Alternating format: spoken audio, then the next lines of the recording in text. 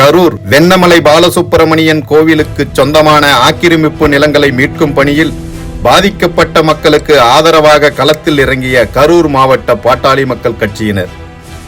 கரூர் வெண்ணமலை பாலசுப்பிரமணிய சுவாமி கோவிலுக்கு சொந்தமான ஆக்கிரமிப்பு நிலங்களை மீட்டு அறிக்கையை நீதிமன்றத்தில் தாக்கல் செய்ய வேண்டும் என மாவட்ட நிர்வாகத்திற்கு மதுரை உயர்நீதிமன்றம் உத்தரவிட்டிருந்தது. அதனைத் தொடர்ந்து கடந்த 4ஆம் தேதி கோவில் நிலங்களை மீட்கும் பணியில் இந்து சமய அறநிலைத்துறையினர் மற்றும் வருவாய்த்துறையினர் ஈடுபட்டனர். இதனால் அப்பகுதியில் வாழும் சுமார் 3000த்திற்கும் மேற்பட்ட பாதிக்கப்பட்ட குடும்பங்கள் தொடர் போராட்டங்களில் ஈடுபட்டு வருகின்றனர். அதன் ஒரு பகுதியாக இந்த உண்ணாவிரத போராட்டத்தில் அவர்களுக்கு ஆதரவாக கரூர் மாவட்ட பாட்டாளி மக்கள் கட்சியைச் சேர்ந்த கிழக்கு மாவட்ட செயலாளர் பிரேம்நாத் மற்றும் மாநில துணைத் தலைவர் மருத்துவர் மு மணி உள்ளிட்டோர் கலந்து கொண்டனர். அதாவதுங்க, கோயில் நிலம் அப்படின்னு சொல்லிட்டு கையகப்படுத்துறோம் அப்படிங்கிறாங்க. அதாவது ஊழியம் இடம், அதாவது 1800 காலங்களில் இருந்தே, பிரிட்டிஷ்காரன் காலத்தில் இருந்தே வரைமுறைப்படுத்தி வைக்கப்பட்ட இடம். 1913 சட்டம் இயற்றப்பட்டு இந்த மக்கள் இந்த இடத்த பயன்படுத்திக்கலாம் அப்படின்னு சொல்லிட்டு பத்திரப்பதிவு பண்ணிக்கிட்டு இருக்காங்க. 1963 காலகட்டங்கள்லேருந்து 1972 காலகட்டங்கள் வரையும் அப்போதைய முதல்வர்களாக இருந்த காமராஜர், அண்ணாதுரை மற்றும் கலைஞர் கருணாநிதி அவர்கள் காலகட்டங்களில் இவர்களுக்கு பட்டா வழங்கப்பட்டது. அதாவது அப்போ ஊழியம் இருந்துச்சு. படித்துறை ஊழியம், பண்டார ஊழியம் மற்றும் தேவதாசி ஊழியம், இந்த மாதிரி பல ஊழியங்கள் இருந்துச்சு.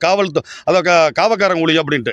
இப்போ காவல்காரங்க யாராக இருக்காங்களா? காவல்துறைங்கிறது தமிழக அரசு கட்டுப்பாட்டில் இருக்குது. அப்படிங்கிறப்ப காவல்துறைக்கு எதுக்கு ஊழியம் கொடுக்குறாங்க? கிடையாது. அதே மாதிரி கிராம முனிசிபல் ஊழியம்னு இருந்துச்சு. இப்போ இருக்கா? விஓன்னு இருக்காங்க, அதுக்கு அரசு கொடுக்குறாங்க. அதாவது 821B சட்டத்தின் தீர்மானத்தை நிறைவேற்றி, சட்டசபையில் தீர்மானம் நிறைவேற்றி இந்த மக்கள்கிட்ட எந்த ஒரு இழப்பீடும் வாங்காமல் சட்டசபையில் தீர்மானத்தை நிறைவேற்றி அந்த இழப்பீடு தொகையை அரசே செலுத்திக்கிட்டாங்க. இந்த சமய அறநிலைத்துறைக்கு செலுத்தி இந்த மக்களுக்கு இந்த இடத்த கொடுத்தாங்க. 2015-19 காலகட்டங்கள் வரை இந்த இடம் கிரைய நடந்துகிட்டு இருந்து பத்திரப்பதிவு துறைக்கு முறைப்படி பத்திரப்பதிவு துறைக்கு வரி செலுத்தி இந்த மக்கள் இந்த இடத்த பல முறை பல கைகள் மாறி பத்திரப்பதிவு செய்து விவசாயம் செய்து வந்தாங்க. இதெல்லாம் ஒரு காலத்தில் விவசாய பூமியாக இருந்துச்சு. காலங்கள் உருண்டோட இது கிராமப்புறமாக அப்படியே ஒட்டி வர இப்போ வீடு கட்டி இங்கே குடியிருக்காங்க. இப்போ இந்த வீட்டை நாளைக்கு நான் இடிக்க போகிறேன், சீல் வைக்க போகிறேன்னு சொன்னால் இந்த 10 சென்ட் 8 சென்ட் இடத்த வீட்டை சீல் வச்சு நீ பொக்கலைனை வச்சு நீ இடித்தனால உங்களுக்கு என்ன இதில் வரப்போகுது? என்ன இதில் நீங்கள் கட்டி என்னதை பண்ணுறீங்க? வெள்ளியணையிலிருந்து வெஞ்சமாங்குடூர் நந்தனூர் வரைக்கும் 5600 ஏக்கரை அரசு கையகப்படுத்த போகிறோம் கோயில் இடம்னு சொல்கிறாங்க. கையகப்படுத்தி என்ன பண்ண போகிறீங்க? அங்கே எல்லாம் வானம் பார்த்த பூமி. நாளைக்கு என்ன பண்ணுவீங்க? கையகப்படுத்துறேன்னு சொல்லிட்டு சிப்கார்டுன்னு சொல்லுவீங்க. சிப்கார்டு எங்களுக்கு கொடுக்க போகிறீங்க? பெரிய நிறுவனம் அதானி அம்பானிக்கெல்லாம் கொடுப்பீங்க. அவங்க என்ன பண்ணுவாங்க? இங்கே பொட்டைக்காட்டில் தண்ணி வராது, விண்டு மில்லு சோலார்னு போட்டு அவன் ஜம்பருத்திட்டு இருப்பான். நம்மளால் ஆடு மாடு கூட மேய்க்க முடியாமல் வாட்ச்மேன் வேலைக்கு தான் போகணும். இங்கே இருக்கிற மக்கள் இந்த வீட்டை காலி பண்ணிட்டு நாளைக்கு இவங்க எங்கே போவாங்க? இந்த அக்கா எங்கே போவாங்க? அவங்க எங்கே போக முடியும்?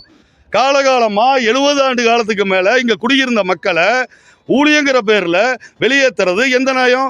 கோர்ட்டு ஆர்டர் போட்டிருங்க. அதாவது திருத்தொண்டர் அறக்கட்டளை சேர்ந்த ராதாகிருஷ்ணன் என்பவர் ஒரு பொதுநல வழக்கு போடுறார். அதில் கோர்ட்டு கோயில் இடத்த மீட்கணும்னு சொல்லி இந்து சமய அறநிலைத்துறைக்கு ஒரு தீர்ப்பு வழங்குது. இந்து சமய அறநிலைத்துறையின் கட்டுப்பாட்டில் அதாவது கோயில் இடம்னு 1.25 லட்சம் ஏக்கர் இருக்குது. கோயில் இடம்னா எதுனா நேரடியாக கோயில் பேரில் இருக்குது. இப்போ எனக்கு வாரிசு இல்லை எனக்கு கோயிலுக்கு நான் சொத்து கொடுக்கணும்னா என் சொத்தை நான் கோயிலுக்கு நேரடி எழுதி வச்சேன்னா அது கோயில் சொத்து. அது 1.25 லட்சம் ஏக்கர் தமிழகம் முழுக்க இருக்குது. அதை நீங்கள் மீடுங்க, அது இந்திய சமய அறநிலைத்துறைக்கு கொடுங்க. அதை விட்டு போட்டு எல்லாமே கோயில்னா தமிழ்நாடு முழுக்க எல்லாமே கோயில் இடத்துல தான் வரும். அதை பார்த்துங்க. அதை தமிழக அரசு பதில் மனு தாக்கல் பண்ணணும். இவர் இப்போ அந்த ராதாகிருஷ்ணன் கண்டெம்ட்டு போயிருக்காரு. கண்டெம்ட்டு போனோன்னே கரூர் கலெக்டருக்கும் எஸ்பிக்கும் ஒரு நோட்டீஸ் வருது கோர்ட்லேருந்து. இவங்க கோர்ட்டில் போய் பதில் சொல்லணும்னு பயந்துக்கிட்டு போலீஸ் அனுப்பிச்சு வீட்டை இடிக்கிறோம், சீல் பண்ணுறோம் அப்படின்னு இவங்க ஒரு தவறான தகவல் கொடுக்குறாங்க.